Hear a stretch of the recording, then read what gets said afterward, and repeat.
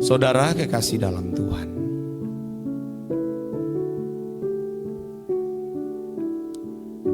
hidup kita ini harus benar-benar dinikmati oleh Tuhan, saudara. Allah menikmati kita bukan hanya pada waktu kita ada di ruangan doa, seperti saat ini atau ketika kita ada di gereja, atau sedang ada di pelayanan. Tuhan harus menikmati hidup kita di segala situasi, di segala tempat. Bahkan apapun yang kita pikirkan, yang kita perkatakan, dan yang kita ucapkan, yang kita peragakan atau lakukan itu harus benar-benar dapat dinikmati oleh Allah. Oleh sebab itu kita harus benar-benar memiliki pergaulan yang terus berlangsung dari menit ke menit, jam ke jam, dan hari ke hari dengan Tuhan. Kalau seseorang tidak memiliki pergaulan yang karib atau intim dengan Tuhan, sangat memiliki potensi berbuat dosa atau menyimpang dari jalan Tuhan, saudara. Tidak cukup dengan berdoa 30 menit 1 jam, tapi seluruh waktu kita itu, saudara, harus dinikmati oleh Allah. Apa yang dikatakan oleh Rasul Paulus dalam 1 Korintus 10 ayat 31, aku menjawab, baik engkau makan atau engkau minum atau melakukan segala sesuatu yang lain, lakukan untuk kemuliaan Tuhan. Artinya dengan kita melakukan semua itu untuk Tuhan, Tuhan bisa menikmati kita, saudara. Oleh sebab itu kita harus benar-benar berinteraksi dengan Allah dari segala kegiatan kita. Dari sejak kita bangun pagi, Allah mau berinteraksi dengan kita. Di pekerjaan, di saat kita bercakap-cakap dengan orang lain, apa yang kita percakapkan, di situ sebenarnya Allah juga turut mau berinteraksi dengan kita. Apapun yang kita lakukan, saudara, Allah harus menikmati.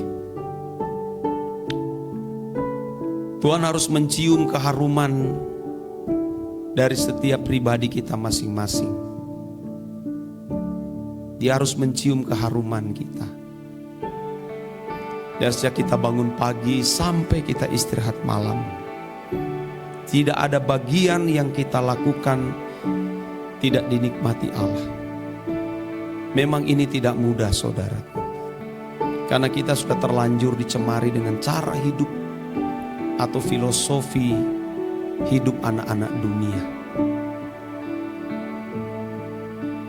Setan telah memanipulasi dengan kelicikannya, saudara.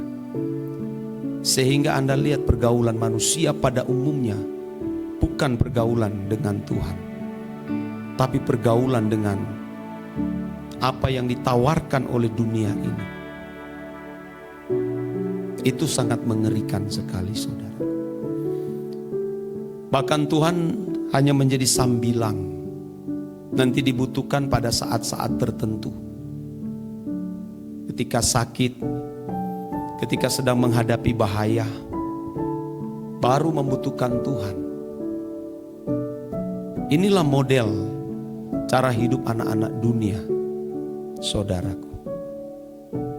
Nanti ketika menghadapi keadaan bahaya, apalagi kalau dia melakukan pelanggaran yang fatal,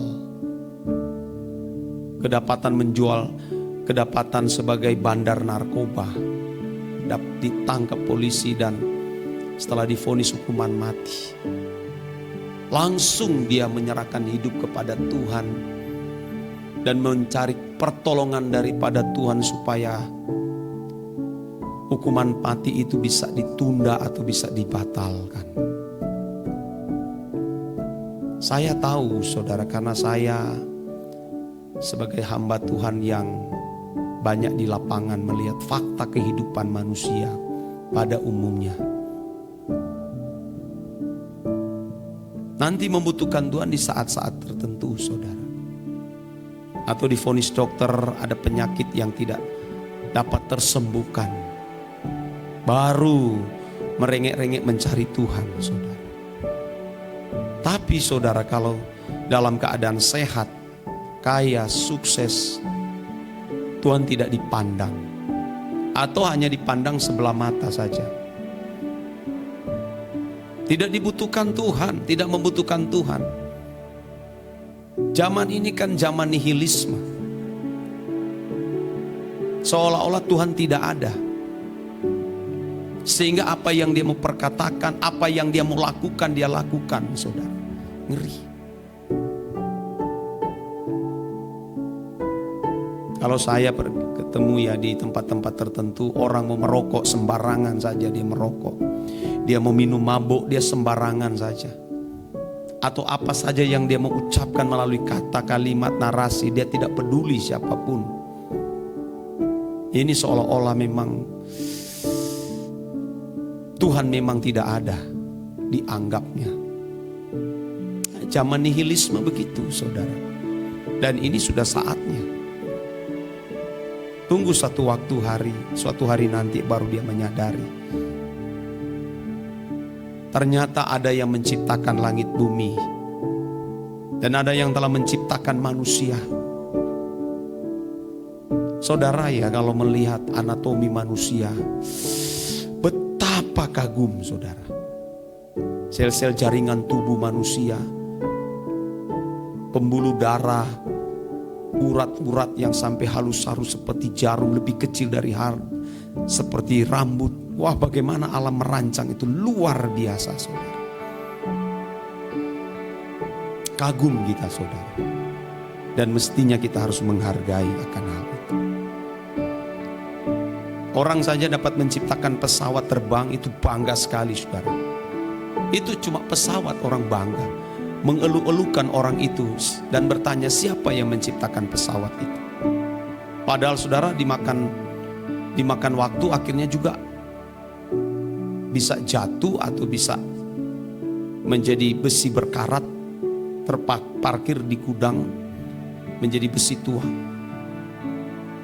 Tapi manusia saudara ini luar biasa dari pesawat itu. Mestinya kita harus bertanya kepada Tuhan, lu mengapa saya seperti ini? Atau bertanya, adakah yang menciptakan aku luar biasa seperti ini? Yuk saudara, seorang dokter saja bisa mengangkat kanker, itu bangga saudara. Ya bangga. Atau bisa berinovasi, itu sudah bangga sekali. Orang saja menemukan obat, bangga saudara. Bisa menyembuhkan penyakit, sudah bangga.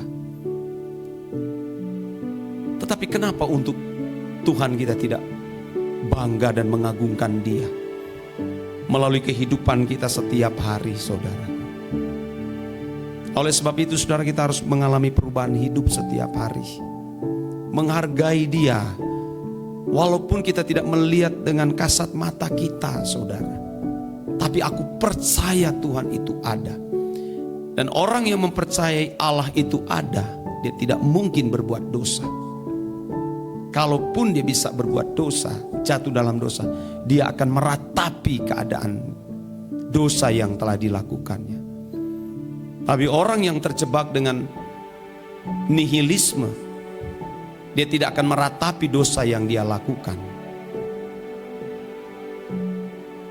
Yang paling bahaya juga kalau seorang pelayan Tuhan yang bikin dosa lalu tidak meratapi. Dia biasa-biasa saja. Dia sudah melakukan dosa melalui penglihatan mata yang digunakan, melalui yang melihat di gadget konten-konten yang tidak patut, jorok. Dia anggap biasa dan dia tidak meratapi dosanya. Itu nihilisme, saudara. Tidak sedikit juga orang yang menyandang hamba Tuhan, pelayan Tuhan, tapi sebenarnya nihilisme. Terjebak dengan aliran nihilisme ini. Tidak mempercayai keberadaan Tuhan. Sama seperti zaman Imam Eli, anak-anaknya itu melakukan kejahatan di dalam rumah Tuhan, Hofni dan Pinehas.